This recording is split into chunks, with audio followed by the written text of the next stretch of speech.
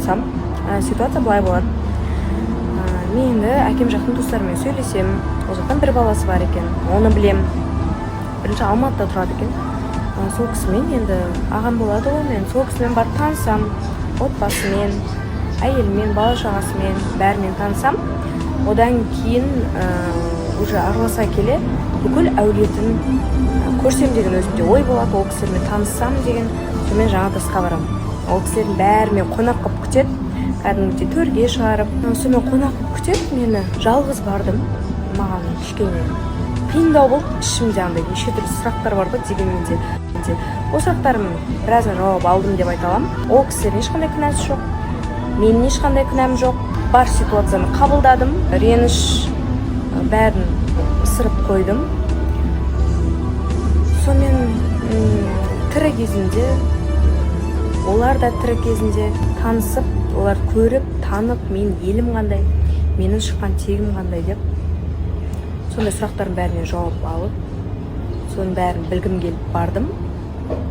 Білдім, сөйлестім, таныстым. Жаман емес, бәрі жақсы. Әкем басына бардым, сол кезінде прям қатты жылап қалғаным бар. Қаншама сұрақтар тұр мына жерімде, әкеме деген ауырып кеткен ғой тамағым. Представляете, сол моментте басым ауырып, кәдімгі жаман болды. Айта алмай тұрмын да біраз нәрсені.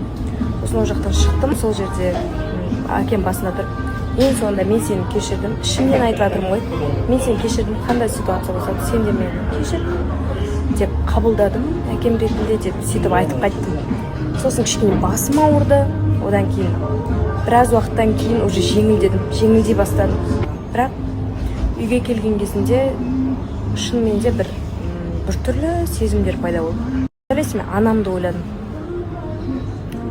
Анамды ойлап кішкене жүрегім бір түрлі болып қалды. Себебі анамның орнына өзімді қойып көріп, сол положениенің бәрін, анамның өткен нәрсесін бәрін өзім басыма өткізгендей болдым. Осылай енді соны сіздерге шығып, айтып, бәрін түсіндіріп бердім деп ойлаймын. Сұрақтардың бәріне жауап айттым деп ойлаймын. Солай. Сосын білесіздер ма, мен не нәрсеге көзім жетті?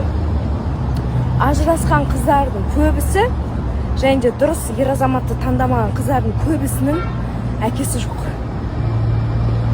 Байқайсыздар ма, сіздерде де сондай бір бола ма ойлар? Қарасаңыздар, танысасың, қыздармен сөйлесесің, бәрінің көбісінің айтатыны, әкесі туралы, ағасы туралы сұрасан, отбасы туралы сұрасан, жалғыз анасы өсірген, әкесі қасында болмаған, әкесі болса да тастап кеткен, немесе қайтыс болып кеткен, ажырасып кеткен қыздар, көбінесе ажырасқан қыздар. Мен сонымен шын керек кішкене ойланып қаламын да. Енді мен де өзім кезіндегі тұрмысқа шыққан кезімде есіме түсірсем, сол кездермен кішкене ғана сондағы болмайтын қамқорлыққа, вниманияға алданып тұрмысқа шығып кеттім ба деп ойлаймын. Егер де соның бәрін көрген болсам, әкем мені еркелетіп, қызым деп маған бар жылулығын, қамқорлығын көрсетіп өсірген болса, ондай болмайтын бет деген ойларда келеді. Себебі әке-шешесінің қасында толық отбасыда өскен қыздарды енді байқайсың ғой. Ащы болса да шындық, бірақ мойындау керек. Ондай затты бар нәрсе өмірде болып жатырған нәрсе. Әкесінің жылулығын, қамқорлығын алып өскен қыз оңайлықпен басқа сырттағы жігіттің сәл кішкене көрсеткен өтірік қамқорлығына алданып қалмайды. Ал вот әкесі өскен қыздар, біз өз-өзімізді жұмыс жасамасақ, ер азаматты дұрыстап зерттемесек, көп нәрсені білмесек, бізге қиын. Біз себебі ондай жылулықты көрмегенбіз. Именно мен айтпаймын, ананың жылулығы, ананың махаббаты ол бөлек. Но именно әкенің махаббаты ол өте қатты қызға керек нәрсе. Сол үшін мен айтқым келеді, егер қыздарыңыз болса, махаббаттарыңыз аямай беріңіздерші. Көңіл бөліңіздер, жақсы көріңіздер, жақсы көретіндеріңізді айтыңыздар. Себебі ол сөз бізге негізі қатты керек. Бізге өте қатты керек. Әйгерімнің қолданып жүрген міне бірнеше тоналғылар қолданады. Міне спрейларды. Қалған гоналар деген қайтан алу керек. Прям идеальный тональный. Жоқында прям идеально тұрады.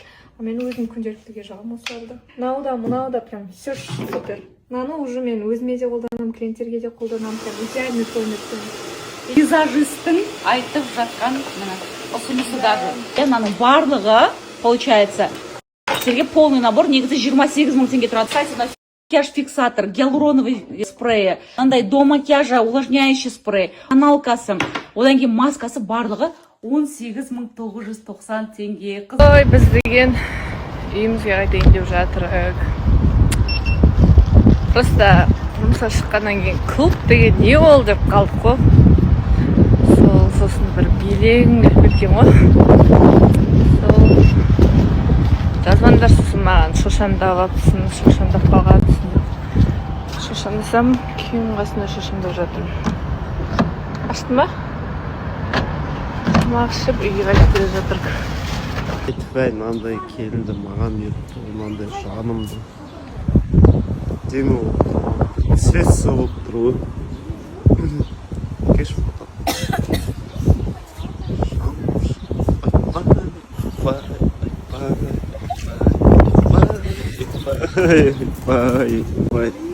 қайсы қандай, есі қандай дейсіз? Духи болып тұр ғой, духи. Розалар бөлек екен.